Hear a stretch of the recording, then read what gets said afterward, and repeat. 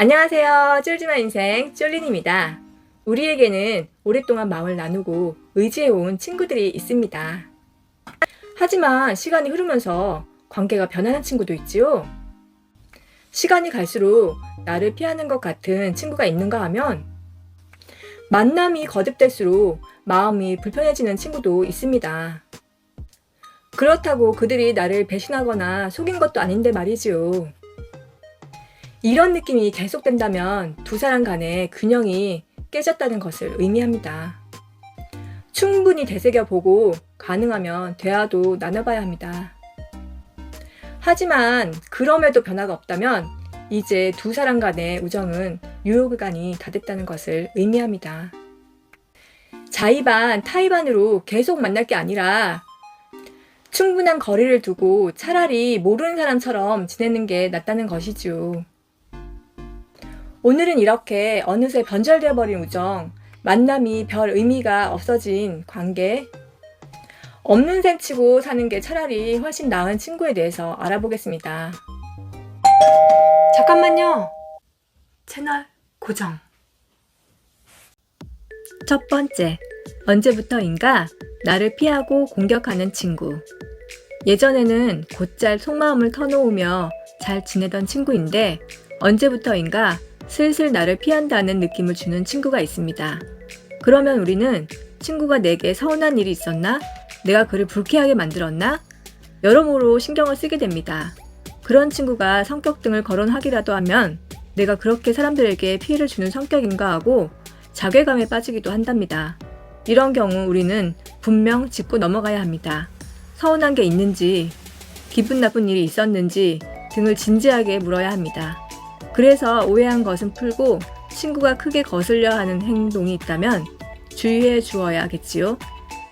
하지만 진지하게 물어보았는데도 아니라고 말하고 그러면서도 여전히 거리를 두려 하고 트집을 잡거나 한다면 마음의 결단을 해야 할 시간입니다.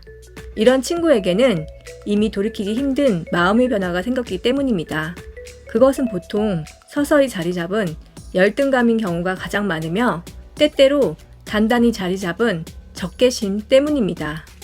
돌이켜보면 이런 친구들은 때때로 말을 비꼬아가며 공격을 하거나 은근히 나를 따돌리려는 행동을 했던 경우도 있을 수 있습니다. 또한 다른 친구를 중간에 두고 질투를 하던 친구일 수도 있습니다. 아주 오랫동안 키워온 열등감일 수도 있고 당신의 여건이 좋아지면서 본격화된 열등감일 수도 있습니다. 혹은 당신이 그의 자존심을 크게 건든 적이 있었는지 그것이 해소되지 않은 상태로 골마버린 경우일 수도 있습니다. 중요한 것은 이런 감정들이 켜켜이 쌓여서 더 이상 되돌리기 힘들어졌다는 데 있습니다.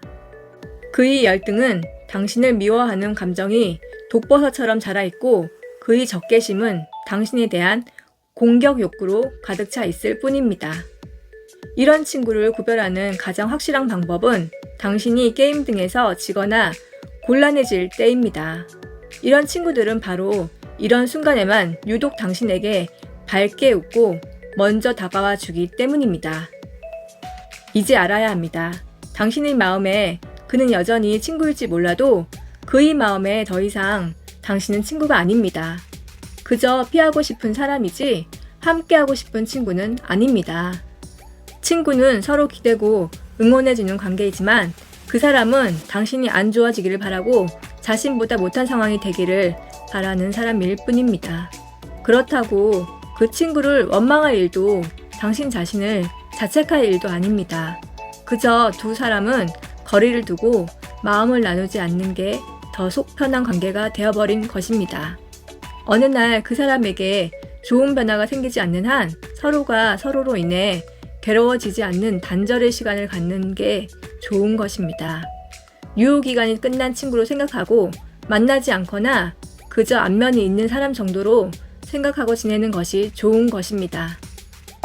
잠깐만요. 구독, 클릭. 한편 반대로 나를 자꾸 왜소하게 만든 친구도 있는데요. 그런 친구 역시 유효기간이 다가온 친구라 할 수 있지요. 두 번째, 언제부터인가 만나는 게 거북스럽고 피하게 되는 친구. 이는 은근히 나를 피하던 그 친구처럼 나 역시 어떤 친구와의 만남을 거북스러워하고 피하고 있는 경우이지요. 이때 당신 역시 상대 친구에게 많이 주눅이 들어 있을 수 있습니다. 평소 그 친구가 자기 자랑을 너무 많이 하는 스타일일 수도 있겠지요. 때로 그가 내 자존심에 큰 상처를 입혔는데 그냥 지나가 버려서 나도 모르게 앙금이 쌓인 경우일 수도 있습니다. 그 이유야 어쨌든 간에 중요한 사실은 내가 지금 그를 만나는 것이 결코 즐겁지 않고 부담스럽다는 사실입니다. 이미 두 사람의 관계가 의미 없는 차원에 들어서게 된 것이지요.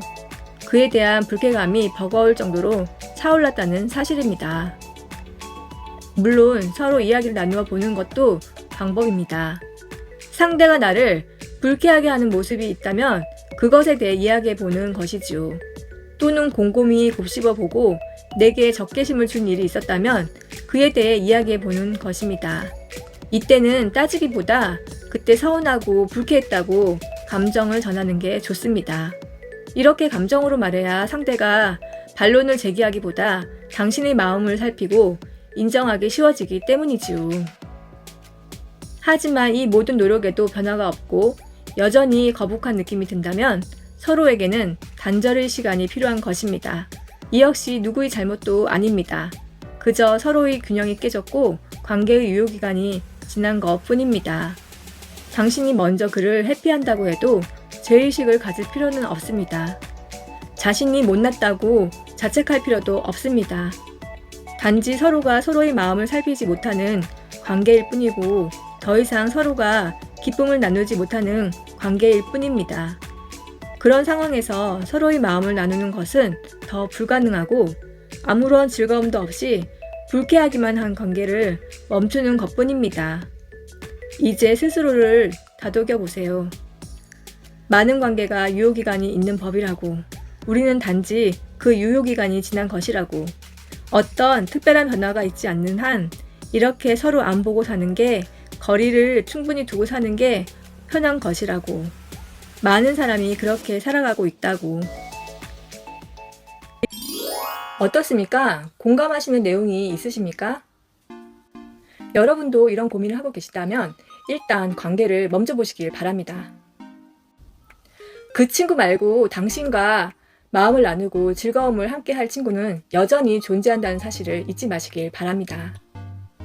또 많은 사람들이 누군가를 만나고 헤어지며 산다는 사실 역시 잊지 마십시오.